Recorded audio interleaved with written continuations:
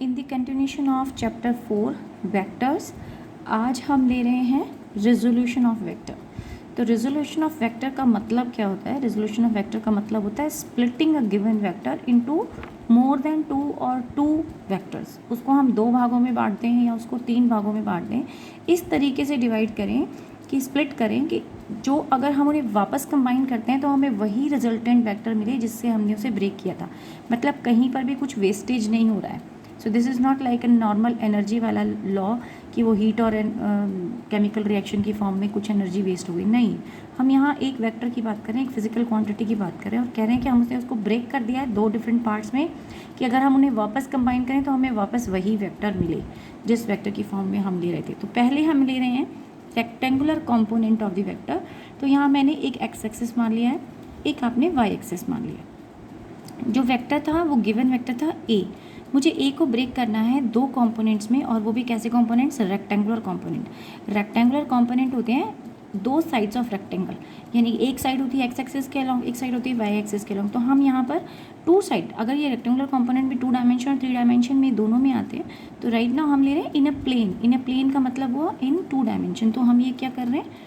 2 dimension, 2D की बात कर रहे हैं हम, ये 2D की बात कर रहे हैं, 2 डायमेंशन की बात कर रहे हैं। तो मैंने ए को ब्रेक करना है, तो जो वेक्टर मेरा ब्रेक करके एक्स एक्सिस के अलॉन्ग आया उसको मैंने बोल दिया ए एक्स, और जो ब्रेक करके आया होगा वाई एक्सिस की तरफ उसको बोल दिया हमने ए वाई। तो अगर मैंने 2 कंपोनेंट्स में ब्रेक किया है और ये जो वेक्टर है एक्स वेक्टर, ये किस डायरेक्शन में पॉइंट कर रहा है? एक्स डायरेक्शन में पॉइंट कर रहा है। तो और एक्स डायरेक्शन में पॉइंट करने वाले वेक्टर को, यूनिट वेक्टर को हम बोलते हैं आई कैप। यानी एक बार मैं फिर से यहाँ पे बनाती हूँ डायग्राम। 3 डिफरेंट डायरेक्शंस होती हैं, उनको रिप्रेजेंट करने के लिए अगर यूनिट वेक्टर चाहिए अलॉन्ग एक्स एक्सिस तो वो होगा I cap, unit vector along Y axis चाहिए तो वो होगा जे कैप, और unit vector along Z axis अगर हमें चाहिए तो वो होगा के कैप। आई, जे और के, इन तीनों का मैग्नीट्यूड 1 है, इनकी डायरेक्शन स्पेसिफाई हो गई है, और अब इसके अलावा हम कोई और डायरेक्शन इनको दे नहीं सकते। यानी आई कहाँ हो सकता है? सिर्फ एक्स के अलॉन्ग। जे कहाँ हो सकता है? सिर्फ वाई के अलॉन्ग।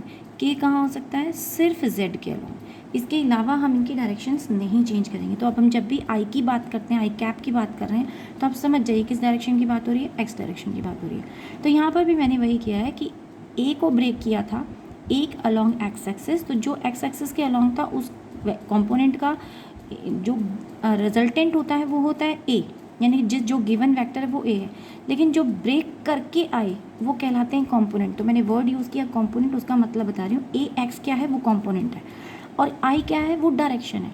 लेकिन जो कंपोनेंट आपको मिला था वहाँ पर ये ए एक्स क्या डिफाइन कर रहा है? सिर्फ मैग्नीट्यूड। लेकिन अगर मुझे वेक्टर बनाना है पूरा तो मुझे उसका मैग्नीट्यूड भी चाहिए होगा और उसकी डायरेक्शन भी चाहिए होगी। तो ये अब मेरा वेक्टर टुकड़ों में, यानी ब्रेक होके जो मेरे को वेक्टर मिला इन कंपोनेंट्स, वो ये मिला, जिसमें ए एक्स क्या है? अलॉन्ग एक्स है, और ए एक्स मैग्नीट्यूड है। आई कैप क्या है? उस ए एक्स की डायरेक्शन है, वो क्या है? एक्स के अलॉन्ग। ए वाई क्या है? वो भी कंपोनेंट है, लेकिन ये मैग्नीट्यूड है और इसकी डायरेक्शन कहाँ है? जे के अलॉन्ग। तो यहाँ जे कैप ले लेते हैं, इधर आई कैप लेते हैं, और आपको वेक्टर मिला ये।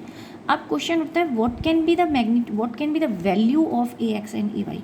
तो हम ए एक्स और ए वाई को डिफाइन करते हैं। अब यहाँ पर आप ले लीजिए एक triangle. This is a triangle. Triangle का नाम दे देती हूँ मैं, ओ ये है, पी ये है, इसको एस कह देते हैं। तो हमने ट्राइंगल ले लिया P O S. In triangle P O S define cos of theta. Cos theta की वैल्यू बताइए। कॉस थीटा हो गया बेस अपॉन हाइपोटेन्यूज। ठीक है, बेस अपॉन हाइट। बेस ही तो मुझे चाहिए, ये ए एक्स कहाँ पर है? ओ एस की जगह पर। तो बेस आपके पास आ गया ओ एस, और हाइपोटेन्यूज था ओ पी। लेकिन ओ पी का वैल्यू मेरे पास है, वो ओ पी क्या है? गिवन वेक्टर ए, और उस ए वेक्टर को जब हम इस तरफ ले आएंगे तो वो बन जाएगा यहाँ पर आकर ए कॉस थीटा। लेकिन वो ए कॉस थीटा किसके बराबर हो गया? ए एक्स के बराबर हो गया, क्योंकि ओ एस क्या था? ओ एस को क्या ले रहे थे हम? एक्स ले रहे थे। रिमेंबर, ये मैं क्या डिफाइन कर रही हूँ? ये मैग्नीट्यूड डिफाइन कर रही हूँ। यहाँ डायरेक्शन की बात नहीं हो रही, इसलिए मैंने ए के ऊपर भी वेक्टर नहीं लगाया, ए एक्स के ऊपर भी वेक्टर नहीं लगाया। तो ए एक्स क्या निकल के आया मेरे पास? ए कॉस ऑफ थीटा। सेम ऐसे ही आप ए वाई भी डिफाइन कर सकते हो। ए वाई क्या हो जाएगा? ए वाई इसके पैरेलल, किसके पैरेलल? पी एस के पैरेलल। और पी एस क्या है, परपेंडिकुलर, और परपेंडिकुलर को डिफाइन करते हैं हम साइन थीटा से। तो ए वाई आ जाएगा ए साइन ऑफ थीटा। तो आपके पास ए एक्स भी वैल्यू आ गई, ए वाई भी वैल्यू आपके पास आ गई। अब अगर हम इसे वापस इक्वेशन में पुट करें और निकालना चाहें कि एक्चुअल में क्या हमें ए मिलता है या नहीं मिलता, कंफर्म करने के लिए, तो हम क्या करते हैं, दोनों का स्क्वायर करते हैं और इनको ऐड कर देते हैं। यानी कि हम कर रहे हैं ए x square plus a y square किया, तो कीजिए आप इसको add, A square cos square of theta plus A square sine square of theta, जिसमें से cos square theta sine square theta मिलकर हो जाते हैं 1। अगर ए हम कॉमन ले आए, ए कॉमन ले लिया और ये क्या था, ए स्क्वायर था, तो मुझे सिर्फ ए चाहिए, that will be equal to under the root of a x square plus a y square. यानी कि ए जो था वो हमें मिल गया। ए हमें क्या किया, हमने जब इसका स्क्वायर ऐड किया तो आपको रिजल्टेंट ए स्क्वायर ही मिला ना।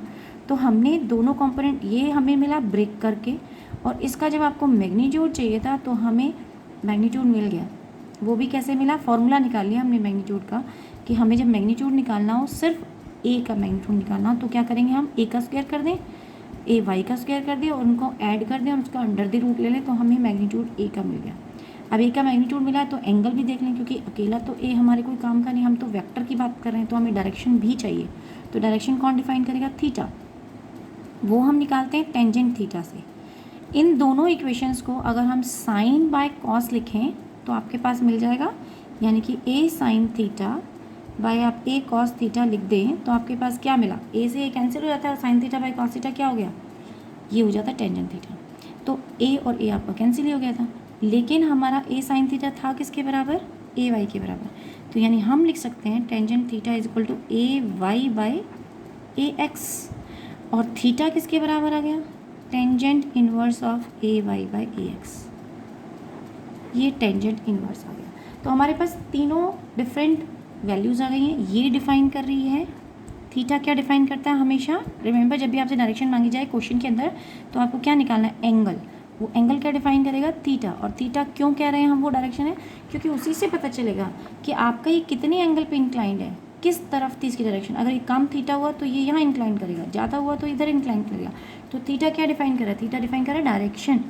और मैग्नीट्यूड कौन बता रहा है, मैग्नीट्यूड बता रहा है ए एक्स का स्क्वायर प्लस ए वाई का square, which is normal Pythagoras theorem. तो अगर आपको ये कंपोनेंट है ए एक्स और एक वाई है, तो ये सिंपल मेथड हमें नॉर्मली पाइथागोरस थ्योरम कहती है, they are if they are at right angle. तो ए एक्स ए वाई आपका इसके बराबर हो गया, ये भी तो ए वाई हो गया। तो ए कैसे निकलेगा, this square plus this square under the root, और वही हमने निकाला है। तो इसका मतलब जो रिजोल्यूशन हमने किया था, जिसमें हमने एक को एक कॉस थीटा और एक को ए वाई कॉस थीटा दिया, वो ठीक था, और वो आपको एग्जैक्टली वही वैल्यू दे रहा है ए की जो पहले थी रिजॉल्व करने से पहले। तो अब रिजॉल्व करने के बाद आप ए को ए x I cap plus a Y J cap लिख सकते हैं। और अगर आपने रिजॉल्व करके ये लिखा है और आपसे कहा जाए कि find the magnitude of the vector, तो फॉर्मूला हो गया मैग्नीट्यूड का ये। अगर कहा जाए डायरेक्शन ऑफ द वेक्टर तो फॉर्मूला हो गया ये। लेट अस सी नाउ कि अगर आपको अब रेक्टेंगुलर कंपोनेंट कहे जाएं, लेकिन 3 डायमेंशन में, 2 डायमेंशन में नहीं, 3 डायमेंशन में आपको कंपोनेंट कहे जाएं, तो आप कैसे निकालेंगे। सो यहाँ मैंने क्यूबिकल बॉक्स शो किया, जिसमें ये डायरेक्शन क्या है एक्स, ये डायरेक्शन क्या है आपकी वाई, ये डायरेक्शन थी हमारी जेड। अब हम यहाँ पे रिजल्टेंट बताते हैं, तो ये एक्स डायरेक्शन हो गई, ये वाई डायरेक्शन हो गई, ये एक्स डायरेक्शन हो गई, जेड डायरेक्शन हो गई। तो एक वेक्टर इधर हो गया, एक वेक्टर इधर हो गया, और एक वेक्टर हो गया इस साइड। इन तीनों का रिजल्टेंट क्या होगा, वो वेक्टर जिसको आपने रिजॉल्व किया था। तो मैंने जो ग्रीन पेन से शो किया है, इस वेक्टर को मैंने रिजॉल्व किया 3 हिस्सों में, एक इधर एक्स के अलॉन्ग, एक वाई के अलॉन्ग। तो यानी मेरे कंपोनेंट्स जो बने मैं वहाँ नहीं लिख रही हूँ, मैं इस तरफ लिखती हूँ ताकि यहाँ क्योस ना हो, क्योंकि मुझे एंगल भी शो करना है। तो ए एक्स मेरा आ गया आपके पास, एक कंपोनेंट आया ए एक्स आई कैप, एक कंपोनेंट आया ए वाई जे कैप, एक कंपोनेंट आया ए जेड के कैप। ये 3 कंपोनेंट आए, जिसमें से ए एक्स किस डायरेक्शन में है, आई कैप डायरेक्शन में यानी एक्स डायरेक्शन में। ए वाई किस डायरेक्शन में है, जे डायरेक्शन में यानी कि वाई डायरेक्शन में है, ए वाई जो था। ए जेड किस डायरेक्शन में है, वो के कैप की डायरेक्शन में शो कर रहा है, जो कि जेड डायरेक्शन है। तो ये सभी डायरेक्शन शो कर रहे हैं। तो आपके पास ए एक्स कैप, ए वाई कैप और ए जेड कैप, इन सब का सम टोटल आपका ओरिजिनल वेक्टर होना चाहिए था जिसे हम ए बोल रहे थे। तो ए वेक्टर जो है वो टूट के एक x की तरफ, एक y की तरफ और एक z की तरफ डिवाइड हुआ, जिसको हमने ऐसे लिख दिया और ये टोटल हो गया a। ये a क्या है? ये वेक्टर है। वेक्टर क्यों कह रहे हैं? क्योंकि यहाँ पर भी हमने डायरेक्शन ले ली है। अगर ये वेक्टर नहीं होता, अगर हम डायरेक्शन नहीं लेते तो राइट नाउ आप इस तरीके से लिख सकते हैं। अब यहाँ पर जो कंपोनेंट डिवाइड होते हैं ना वो बड़े ट्रिकी हैं, वो हमें देखना पड़ता है। वो एक्चुअली 3 डायमेंशनल का कोई प्रूफ तो नहीं है, लेकिन ये है कि y के साथ जो एंगल बना रहा है a वो है बीटा। इसको मैं दूसरे कलर से शो करती हूँ। सो ये जो एंगल बन रहा था ये था बीटा। इसी के बाद आपका x के साथ जो एंगल बना वो था अल्फ़ा, और z के साथ जो एंगल बना, इसे कैसे शो किया जाए? z के साथ जो एंगल बना वो था ये बिगर एंगल, ये था आपका गामा। ठीक है, सो मैं इस एंगल को ग्रीन से शो कर देते हैं। सो जो ऑरेंज दिखा रहा है वो आपका बीटा एंगल है, जो ग्रीन दिखा रहा है वो आपका अल्फ़ा एंगल है, और जो क्लियर वाला ट्रांसपेरेंट दिखा रहा है वो इतना बड़ा वाला वो है गामा एंगल, क्योंकि वो इस वाले वेक्टर के साथ बना रहे थे। अब ऐसे अगर 3 वेक्टर हों तो फिर हम ax को, ay को, az को डिफाइन कर सकते हैं। तो ax को डिफाइन करेंगे क्योंकि इसके साथ एंगल कितना था? अल्फ़ा। y को डिफाइन करेंगे, इसके साथ एंगल कितना था? Cos of beta. az को डिफाइन कर देंगे, इसके साथ एंगल कितना था? a cos of gamma. ये 3 हमारे पास एंगल आ रहे थे।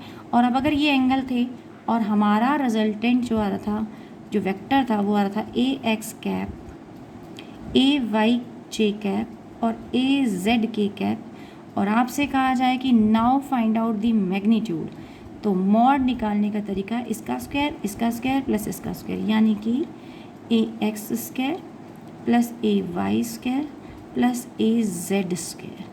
तो इस तरीके से हम इसका मैग्नीट्यूड निकाल सकते हैं। इसकी डिटेल सॉल्यूशन आपके सिलेबस का पार्ट नहीं है। इनफैक्ट इनका एक ट्रायंगुलर लॉ, एक लॉ होता है साइन लॉ, कॉस लॉ। तो यार राइट नाउ यहाँ पर एक कॉस लॉ वैलिड हो सकता है, वो जब हम कभी आगे डिस्कस करेंगे साइन लॉ कॉस लॉ के बारे में तब बात करेंगे। बट अभी सिर्फ इतना ही कि अगर आपने 1 में 2 में डिवाइड किया है तो ए स्क्वायर प्लस एक्स स्क्वायर आ जाएगा। अगर आप 3 कंपोनेंट्स में डिवाइड करें तो तीनों का स्क्वायर करके आप अंडर रूट लेंगे। तो इस तरीके से हम वेक्टर देते हैं। इसका एक बेसिक एग्जाम्पल है, बुक्स में बहुत दिया हुआ है, वॉकिंग ऑफ मैन। सो इसमें हम समझते हैं कि सपोज़ आपने ग्राउंड को, जब आप चलते हो तो अपने पैरों से ग्राउंड को पीछे की तरफ पुश करते हो। इन रिएक्शन क्या होता है? ग्राउंड आपको पुश करता है। तो ये हुई आपकी अप्लाइड फोर्स। इन रिएक्शन आपको मिली रिजल्टेंट फोर्स, यानी कि रिएक्शन फोर्स भी कह दो, जो ग्राउंड ने रिएक्शन में दी। अब जो ये रिएक्शन फोर्स है ये 2 कंपोनेंट में डिवाइड होगी, एक इस तरफ और एक इस तरफ। तो जो एक्स एक्सेस के अलोंग कंपोनेंट आया, हमने अभी पढ़ा था कि जो एक्स के अलोंग कंपोनेंट होता है वो क्या होता है? कॉस थीटा वाला, क्योंकि ये एंगल थीटा होता है आपका।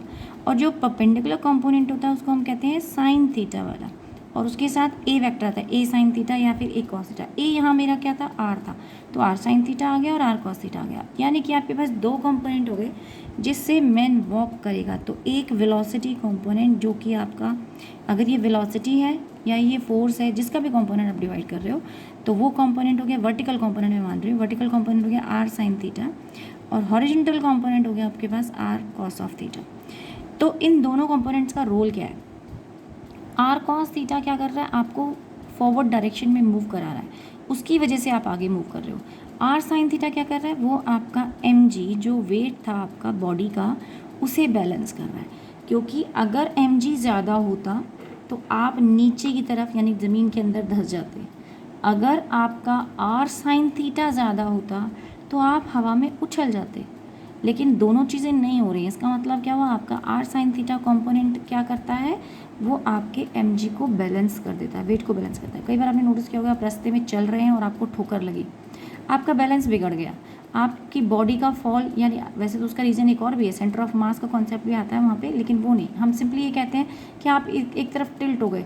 तो उस सिचुएशन में क्या हुआ है? उस सिचुएशन में आपका R sine theta component exactly mg के अपोजिट नहीं था, और इसलिए वो बैलेंस नहीं हो पाया, और नहीं हो पाया तो आप गिर गए, आपको चोट लगी या जो भी कुछ सिचुएशन थी। आर कॉस थीटा क्या कहता है? वो फॉरवर्ड मोशन करा रहा है, क्योंकि उसके पीछे कोई कंपोनेंट नहीं है। अगर यहाँ पर फ्रिक्शन आ जाता और वो एग्जैक्टली आपके आर कॉस थीटा के इक्वल हो जाता, तो फिर आप आगे मूव नहीं कर सकते थे। जैसे आपने देखा होगा हॉर्स एंड कार्ट प्रॉब्लम।